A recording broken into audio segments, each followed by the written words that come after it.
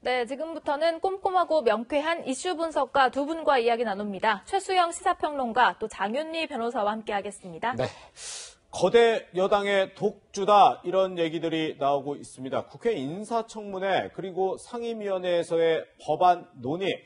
이제 여당이 사실상 야당과 협력을 할 필요가 없을 정도로 지금 거대 여당이 된 겁니다.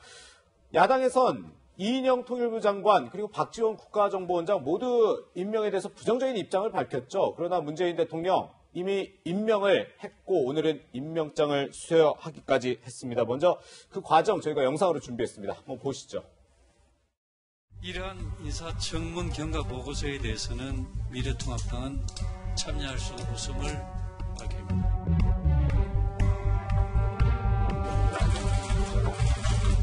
이의가 없음으로 가결되었음을 선포합니다.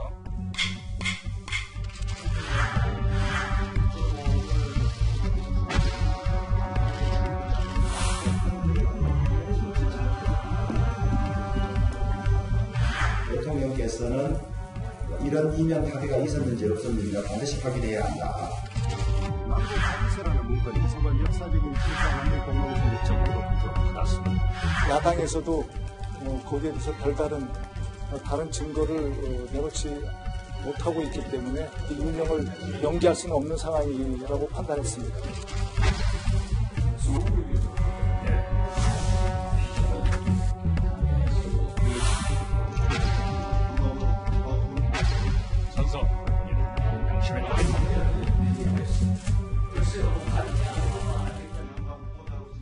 네, 지금 보신 것처럼 이렇게 인사청문회 여야간의 논쟁은 있었지만 결국 문재인 대통령이 임명을 했습니다. 오늘 오전 11시에는 문재인 대통령이 박지원 국정원장, 이인영 통일부 장관에게 임명장을 수여하기도 했습니다.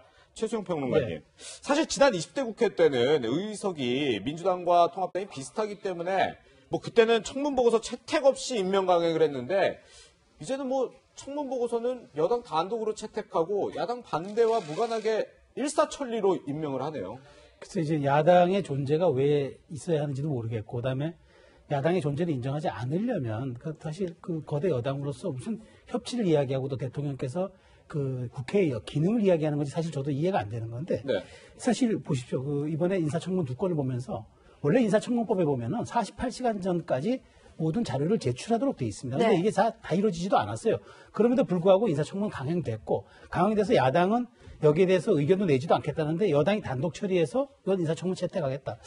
자, 그러면은 과연 이것이 인사청문제도의 본질에 부합하는 것인가? 그렇다면 네. 인사청문제도를 왜 하는가? 네. 도대체 통과 의뢰할 거면은 그냥 하면 되지. 왜 인사청문이라는 마치 어떤 절차적 정당성을 부여하는 듯한 태도를 취하면서 가는가? 이런 점에 대해서 많은 국민들께서 의혹을 가지실 것 같아요. 네. 차라리 이 차제에 저는 제도를 개편하든가 바꾸든가 하는 이런 결단을 내리는 게 좋겠고, 사실 좀 불편하거나 좀 민감한 사안이 있다 그러면은 그건 좀 비공개로 진행해도 된다고 봅니다. 그런데 이렇게 그냥 그 후보자들은 사실 예전에는 작은 건 하나만 음주운전이라든가 무슨 위장전입 건 하나만 있어도 국민에게 사죄하고 굉장히 눈치 보는데, 물론 작은 건이라고 하기는 좀 그렇죠. 그렇죠. 예. 지금의 물론 이제 좀 다른 데 비하면 좀 작다고 할 수 있어도 그런 것 가지고도 굉장히 민감하게 반응했는데, 지금 보면은 그런 건 아예 안중에도 없는 것 같아요. 네. 저는 굉장히 좀 불편한 시선이 국민들께 있을 거라는 생각입니다. 예. 네, 사실 박지원 국정원장 같은 경우에는 인사청문회 과정에서 대북 이면 합의서 논란이 공방으로 좀 번져서 의혹이 커진 상황이었고, 통합당 입장은 또 임명을 유보해달라 이렇게까지 요구한 상황이었는데요. 장 변호사님, 네. 왜 이렇게까지 임명을 좀 서두른 걸까요? 일단 이번에 인사청문 대상자가 통일부 장관이랑 국정원장이었지 않습니까? 네. 지금 대북 관계의 어떤 그 패러다임 재설정이 정말 심급한 상황이고, 또 지금 북미 정상회담 이야기까지 나오는 상황에서 미국 대선 일정도 굉장히 촉박하게 11월로 예정이 돼 있습니다. 네. 그렇다면 야당이 이 인사청문 보고서를 채택하지 않는다라고 해가지고 국정원 장과 이 통일부 장관이라는 굉장히 이 시국의 엄중한 자리를 인사공백을 계속 방치하고 그 기간을 장기화하도록 가져가는 게 맞을 것인가, 이 부분에 대해서는 국민들이 용납하지 않을 거라고 보고요. 네. 지금 최수영 평론가님 말씀 주신 대로 분명히 청문회 제도에 대한 어떤 문제 제기 그리고 개선안은 이미 이뤄져야 되는 부분이 확실히 있다고 봅니다. 지금 국무위원들 청문회 대상자인 인사들에 대해서는 전혀 인력난을 겪는다고 할 때까지 청문회가 무서워서 청문회가 장애가 돼서 내가 국무위원으로 또 장관으로 일할 수 없겠다라는 의사를 표명하고 있다고 하는데 네. 이와 관련해서 인사청문회 관련법이 개정안이 나와 있으니 이 부분도 이번 계기로 당연히 논의가 돼야 될 거라고 보고 지금 대북 관계가 굉장히 엄중한 상황에서 지금 문재인 정부는 모든 대북 관련 인력 풀을 총가동하고 있습니다. 네. 서훈정 국정원장뿐만 아니라 박지원 지금 국정원장 같은 경우도 뭐 올드보이라고는 하지만 북한 같은 경우에는 이제 인력이 계속해서 뭐 변화가 그 진폭이 크지 않기 때문에 여전히 유효한 인력풀을 가동시킬 수가 있고 이런 모든 걸 전방위적으로 가동시켜야 되는 이런 엄중한 상황에서 이렇게 좀 조속히 처리한 게 아닌가 이런 부분에서 좀 이해할 만하지 않은가 생각합니다. 그렇군요. 네. 네, 이렇게 인사 지금 여당이 단독으로 임명을 했습니다. 그리고 국회에서는 지금 이제 국회는 입법을 하는 곳인데 법안 처리 과정에서도 지금 야당의 반발, 야당의 퇴장에도 여당 의원들이 단독으로 법안을 처리하고 있습니다. 부동산 관련 법안 어제 하루 11건이 지금 상임위원회를 통과했다고 하는데 기획재정위원회의 모습 저희가 준비했습니다.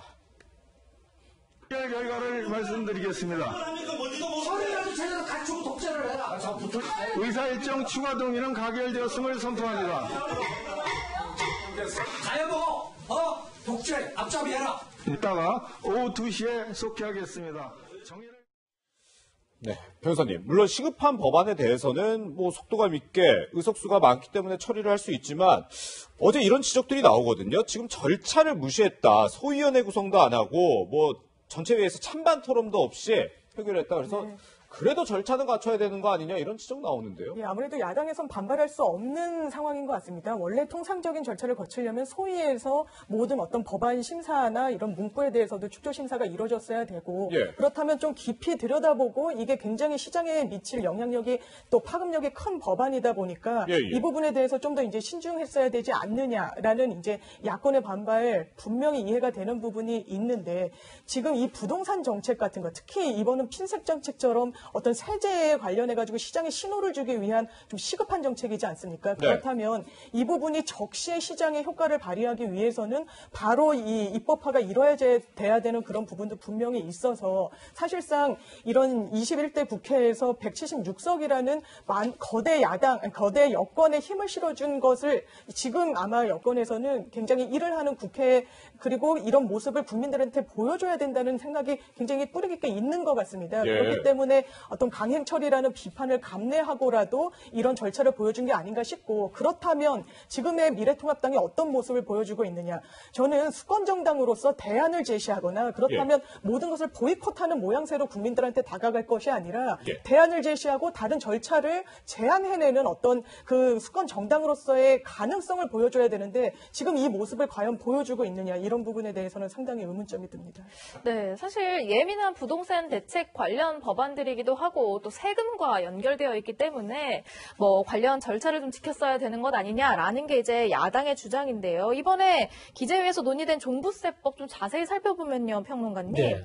다주택자뿐만 아니라 1주택자도 지금 세금 부담이 커지는 이런 모습, 주택시장이 안정되는 것과는 좀 거리가 있다 이런 지적도 나오거든요. 그렇죠. 다주택자가 아니라 실거주하는 1주택자가 사실 지금 내고 있는 세금이 올라갈 때는 거기 납득할 만한 이유가 있어야 되잖아요. 네. 실거주하고 있는데 그런데 이렇게 해버리면 지금 1주택자 기존 세율이 최대 27에서 3%까지 지금 오른다는 거잖아요. 네. 그러면은 여기에 대해서 굉장한 이를테면 15건 기준으로 하면은 1년에 몇십만 원 정도가 올라가는 그런 지금 일이 발생하거든요. 이런 굉장히 민생 경제와 직결되는 부분인데 어저께 제가 법안 처리한 시간 한번 보니까 말이죠. 네. 기재위에서 7시간 걸렸고 국토에서는 6건 처리하는데 단 1시간 걸렸답니다. 그리고 행안위는 66분 소요됐습니다. 아니 세상에 11개 법안을 이렇게 통과시키는데 이렇게 짧은 시간 통과시킨다. 그리고 아까 장 변호사님 잘 지적하셨지만 사실 소위 구성 안 한 건요. 이거는 그동안에 관례적으로 국회가 원래 소위에서는 만장일치예요. 그다음에 그것을 상임위로 넘겨서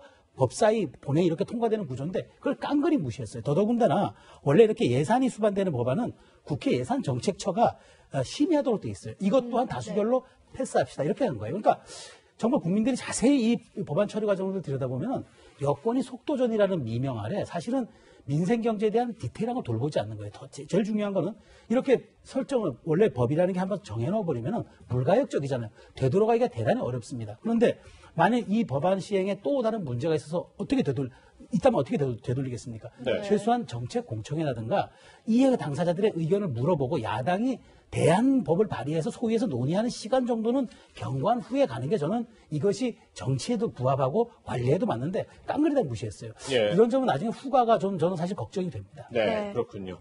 이렇게 뭐 과속이다, 독주다 이런 우려들이 나오고 있지만 민주당 지도부는 더 속도를 내겠다고 합니다. 오늘 아침에 민주당 지도부 회의의 모습 보시죠.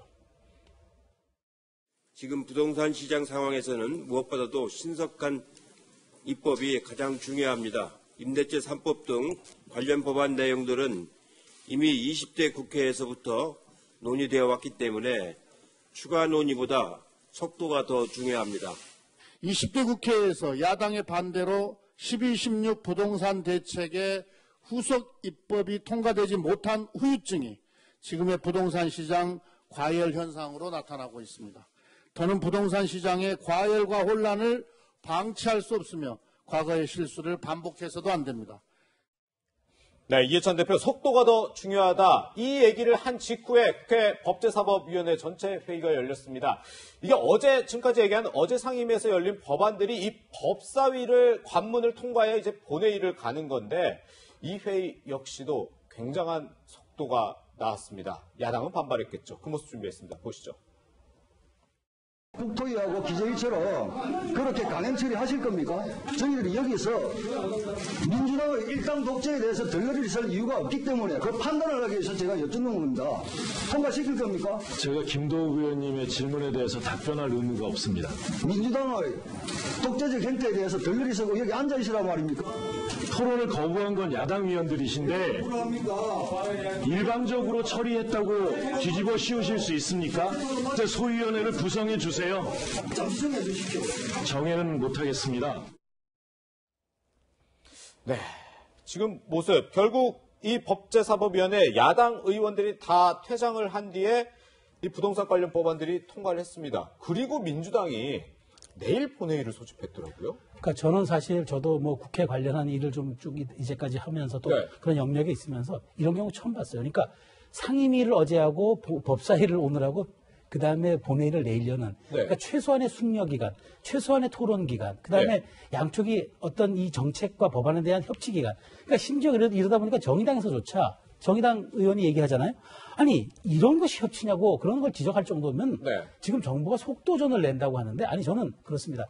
이렇게 속도전을 내는 것만이 수적 우위를 가지고 밀어붙인다면은 아니 정치가 뭐가 필요합니까? 정치가 사라지고 전략이 남는다면은 국민은 군림하는 정치를 보는 거예요. 그러면 이런 점에 대해서는 아무리 국정 운영에 대한 무한 책임을 여당이 지고 자기들이 속도전을 한다고 명분을 갖다 쳐도 이것이 과연 국민들이 동의하고 국민들이 조세 저항에 지금 이런 움직임들까지 나타나고 있는데 앞으로 이 후폭풍들에 대해서 면밀히 검토하지 않는 점은 여당이 굉장히 아마 상당한 이제 후과로 나타날 겁니다. 그러니까 이런 점에 대해서 이제 최소한의 숙려 기간을 거치는 정도의 정치적인 좀 여유와 그다음에 협치 정신은 발휘해줘야 되는 것 아닌가? 좀 그 지적은 꼭 하고 싶습니다. 네, 미래통합당은 이에 반발하면서 오늘 긴급 의원총회까지 열었습니다. 향후 대책을 논의했는데요. 어떤 이야기들이 나왔는지 직접 들어보시죠. 제가 보기에는 청와대에서 시나리오까지 써준 것 같아요. 그대로 집행이 됐습니다. 여당은 자기들이 들러리 노릇하려고 하수인 노릇하려고 스스로 책무를 포기했다고 하지만 우리는 저 사람들에 의해서 그 역할을 박탈당했습니다. 당장 통과시킬 법안이 없지만은 상임위 잡혀 있는 데는 의사진행 발언을 통해서 이런 식의 국회 운영이라면 저희들 협조할 수가 없다, 참여할 수가 없다. 장내외 투쟁을 병행하되 장외 투쟁의 방법들은 구체적으로 더 고민을 해보기로 했습니다.